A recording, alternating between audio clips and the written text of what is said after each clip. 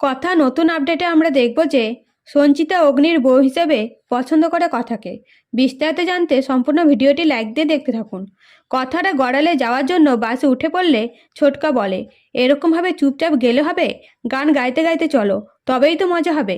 তখন কর্তা দাদু পুরোনো গান গাইতে শুরু করে এবং কর্তা দাদুর গান শেষ হলে অগ্নিরা নতুনত্ব গান গাইতে গাইতে গড়ালে এসে পৌঁছায় এবং সবাই উৎসাহিত হয়ে গড়ালের বাড়ির ভেতরে ঢুকে চারিদিকটি দেখতে থাকে। এদিকে গড়ালের বাড়ি দেখে সঞ্চিতা পুরনো দিনের কথা মনে পড়ে। তবে আবছা। তখন সঞ্চিতা অস্থির হয়ে পড়লে কথা বলে, মা তোমার কি কিছু মনে পড়েছে? তখন সঞ্চিতা বলে, না, তবে এই বাড়ির ভেতরে ঢুকতেই আমার কেমন একটা হলো, মনে হলো এখানে আমি আগেও এসেছি। তখন কথা বলে, মা আর একটু মনে করার চেষ্টা করো। তখন সঞ্চিতা বলে, আমার শরীর খারাপ করছে। তখন কথা সঞ্চিতাকে রুমে নিয়ে যায়। এরপরে বাড়িতে খেজুরের রস জাল দেওয়া হলে অগ্নি বলে, বাহ, খুব সুন্দর গন্ধ তো, এটা কি?